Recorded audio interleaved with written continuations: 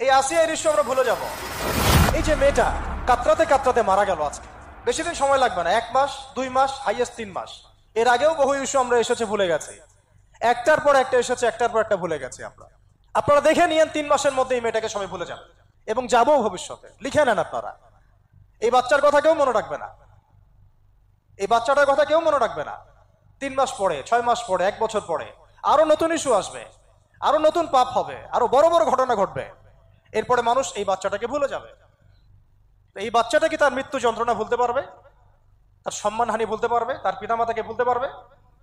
এখন প্রশ্ন হচ্ছে, তার পিতাকেও যদি আমরা জিজ্ঞাসা করি, ইসলামে রেপের শাস্তি হচ্ছে মৃত্যুদণ্ড, আর ব্যভিচারের শাস্তি হচ্ছে অর্ধেক কোমর পর্যন্ত পুঁতে পাথর নিক্ষেপ করে হত্যা করা, এবং বিবাহিত ব্যক্তি হলে এই শাস্তি, অবিবাহিত হলে 100 বেত্রাঘাত, 1 বছরের নির্বাসন এবং সমাজ থেকে বয়কট করা, আর ধর্ষণ হলে সরাসরি মৃত্যুদণ্ড।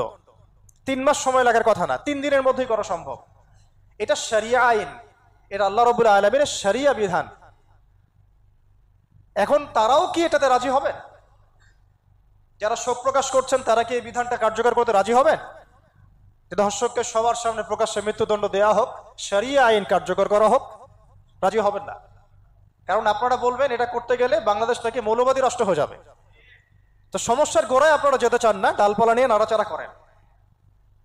জেনা ফ্রি মিক্সিংটাকে উন্মুক্ত করে দেয়া হলো, ছেলে মেয়ের অবাধ বিচরণটাকে উন্মুক্ত করে দেয়া হচ্ছে। একটা চরম ক্ষুধার্ত মানুষদের সামনে যদি আপনি খাবারকে উন্মুক্ত করে রাখেন, এরপরে যদি কেউ জোর করে খাবার খেয়েও ফেলে, শুধু কি আপনি খাদকের দোষ দিবেন?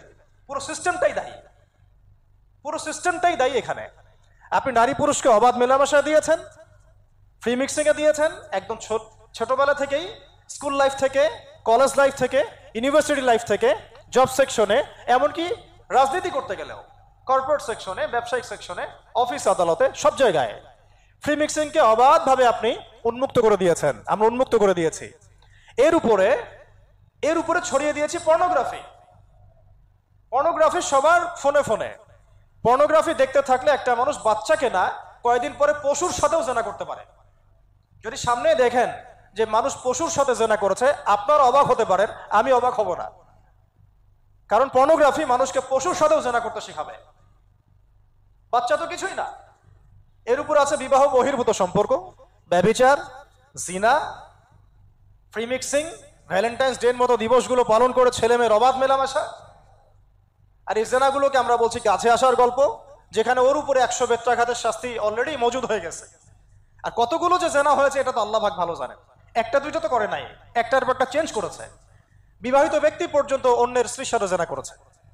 আর এটা তো ধর্ম তো অনেক বড় বিষয়, ধর্ম তো অনেক বড় বিষয়। এটা তো মানবতা বিরোধী অপরাধ, এটা তো একটা মানবতা বিরোধী অপরাধ। এখন সমস্যা কি এক কেন্দ্রিক? এটা বহুমুখী সমস্যা। ফ্রি মিক্সিং রেখেছেন, পর্ন চালু করে দিয়েছেন, এবং সবচেয়ে বড় কথা, এর শরঈ বিচারটুকু নিশ্চিত হচ্ছে না। তাহলে সমাজের মধ্যে এগুলো কমবে না বাড়বে? সিম্পল, সমাজের মধ্যে এগুলো বাড়বে। 6টা কাজ করেন, ইনশাআল্লাহ তাআলা কমে যাবে। প্রথমত শরঈ পর্দা নিশ্চিত করেন, দ্বিতীয়ত ফ্রি মিক্সিং বন্ধ করে দেন, তৃতীয়ত আপনারা জেনার শাস্তি চালু করেন, চতুর্থত সমকামিতা বন্ধ করেন, এলজিবিটি বন্ধ করেন, পঞ্চমত ব্যভিচারের যে রজম শাস্তি চালু করেন, শরঈ বিধান চালু করেন, পর্ন সাইটগুলোকে বন্ধ করে দেন, এবং সমাজে তাকওয়া নৈতিকতা শিক্ষাটাকে বাড়িয়ে দেন। দেখেন সমাজে জেনা কমে না বাড়ে। কিন্তু কেউ এই সমস্যার গোড়ায় যাবে না। একটা ইস্যু আসবে, একটা ইস্যু যাবে। আজকে আপনার বোন তো কালকে আমার বোন, কালকে অমুকের বোন, কালকে তার মেয়ে, নিজের ঘর পর্যন্ত চলে আসছে। আর কয়টা রিপোর্টই বা আমাদের সমাজের সামনে আসে? যে কয়েকটা রিপোর্ট সামনে এসেছে এগুলো 50%ও না। বহু মেয়ে এগুলো বলতেও পারে না লজ্জায়। আর আমি তো ওইসব মেয়েদের ব্যাপারে কথা বলা ছেড়ে দিয়েছি, যারা স্বেচ্ছায় নিজের ইজ্জতকে বিলি দেয়। তাদেরকে আমি আমার বোন পরিচয় দিতে লজ্জাবোধ করি। সমাজ থেকে গায়রত, ব্যক্তিত্ব, পর্দা, শালীনতা, হিজাব এগুলো উঠিয়ে দেওয়া হয়েছে। আপনারা কি দ্বীনি অঙ্গনের তসলিমা নাসরিন হতে চান নাকি? তারা কি দ্বীনি অঙ্গনে তসলিমা নাসরিন হতে চান? কেন আপনি একটা ছেলের সাথে হারাম সম্পর্কে জড়াবেন? কেন প্রেম করতে যাবেন? কেন আপনি তার সাথে বাইকে করে ঘুরতে যাবেন? কেন আপনি আপনার বন্ধুদের সাথে ফ্রি মিক্সিংয়ে ঘুরতে চলে গেলেন, 3 দিনের রাস্তা, 7 দিনের রাস্তা, 10 দিনের রাস্তা, অথচ আপনার উপর হজও ফরজ না মাহারাম ছাড়া। না আপনি পর্দা মানছেন, না মাহারাম মানছেন, আর সমাজে না আছে ইসলামী শরিয়া আইন অনুযায়ী বিচার, আর না আছে পর্ন বন্ধের উদ্যোগ, আর না আছে ফ্রি মিক্সিং বন্ধের উদ্যোগ। তো আপনার ইজ্জত চলে গেলে কে ফিরাই দিবে আপনাকে? আমি তো আপনার ভালোর জন্যই কথা বলছি। সমস্যা হচ্ছে আমরা সমস্যার গোড়ায় যেতে চাচ্ছি না। আজকে এই কথাটা আমি এখানে বলতে চাই নাই, শুধু কথা প্রসঙ্গে চলে আসছে যে এই যে মেয়েটা কাতরাতে কাতরাতে মারা গেল আজকে, আপনারা দেখে নিয়েন 3 মাসের মধ্যে এই মেয়েটাকে সবাই ভুলে যাবে। সমস্যার গোড়ায় আসেন। সমস্যার গোড়া হচ্ছে আল্লাহর জমিনে আল্লাহর দ্বীন ইসলাম বাস্তবায়ন না হওয়া পর্যন্ত এই মানবতার মুক্তির কোনো রাস্তা নাই। আল্লাহর কসম করে বলতেছি, আল্লাহর জমিনে ইসলাম, কোরআন, সুন্নাহ, রাসূলের আদর্শ বাস্তবায়ন হওয়ার আগ পর্যন্ত এই জাতির স্বাধীনতা বলে কোনো শব্দ নাই, এই মানবতার মুক্তির কোনো পথ নাই। কেউ আমরা স্বাধীন না, কেউ আমরা আমাদের ইনসাফ ন্যায্য অধিকারটুকু পাবো না। কালকে আপনার ঘরে এই সমস্যাগুলো আসলে আপনি এটাকে প্রতিহত করতে পারবেন না। বিচার চেয়ে বেড়াবেন এক মন্ত্রণালয় থেকে আরেক মন্ত্রণালয়ে, ফাইল ঘুরতে থাকবে, আপনার কেস বন্ধ হয়ে যাবে, আপনার বোনের ইজ্জত ফিরে আসবে না। আর রাসূল সাল্লাল্লাহু আলাইহি ওয়াসাল্লামের জামানায় আপনি আমাকে রেপের ঘটনা দেখান কয়টা ঘটেছে? সাহাবীদের জামানায় রেপের ঘটনা দেখান কয়টা ঘটেছে? জেনার ঘটনা দেখান না কয়টা ঘটেছে? ব্যভিচার কয়টা ঘটেছে? চুরি বা কয়টা হয়েছে? কয়টা হয়েছে? ডাকাতি কয়টা হয়েছে? একটা দুইটা রেয়ার আপনি ঘটনা দেখাতে পারবেন। এবং যখন সেই ঘটনা ঘটেছে ইনস্ট্যান্ট দেন এন্ড দেন নবী সাল্লাল্লাহু আলাইহি ওয়াসাল্লাম শরীয়ত আইন বাস্তবায়ন করেছেন। তিনি শুধু মানুষকে তাকওয়ার ওয়াজ নসিহত করেন নাই, বরং আল্লাহর আইনও বাস্তবায়ন করেছেন। এই দুইটা সমানুপাতিক ভাবে চলতে হবে সমাজের মধ্যে। শুধু তাকওয়ার ওয়াজ করে সব বন্ধ করা যাবে না, আইনও বাস্তবায়ন করতে হবে। তখন দেখবেন সমাজ সমান্তরাল ভাবে চলবে, একটা আলোকিত সমাজ বিনির্মাণের দিকে আমরা হাঁটতে পারবো ইনশাআল্লাহ। শুধু আমি ওয়াজ করে যাব, আইনের কোনো বাস্তবায়ন নাই, আবার আইন বাস্তবায়নে কথা বলবো, তাকওয়ার কোনো সমাজ নাই, এভাবে হবে না। দুটো একসাথে চলতে হবে। আমরা দুটো থেকেই সমাজকে বিচ্ছিন্ন করে ফেলছি। স্কুল লাইফ থেকে তাকওয়ার শিক্ষাটাকে আস্তে আস্তে শেষ করে ফেলছি। আমি তো দেখালাম তাকওয়া তো শিখবেন আপনি কোরআন থেকে, হাদিস থেকে, সিরাত থেকে, সেটাই তো আমরা পড়ি নাই। আমি চ্যালেঞ্জ করতে পারি আমাদের স্টুডেন্টদেরকে, আল কোরআনুল কারীমের 10টা সূরার অর্থ তারা বলতে পারবেন না,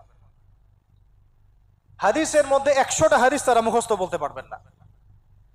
রাসূল সাল্লাল্লাহু আলাইহি ওয়াসাল্লামের পবিত্র জীবনী তারা 20 বছরে একটা কিতাবও একাডেমিক্যালি পড়েন নাই। ইসলামের ইতিহাসের একটা কিতাব একাডেমিক্যালি পড়ানো হয় নাই। তাজকিয়া সংক্রান্ত একটা কিতাব পড়ানো হয় নাই।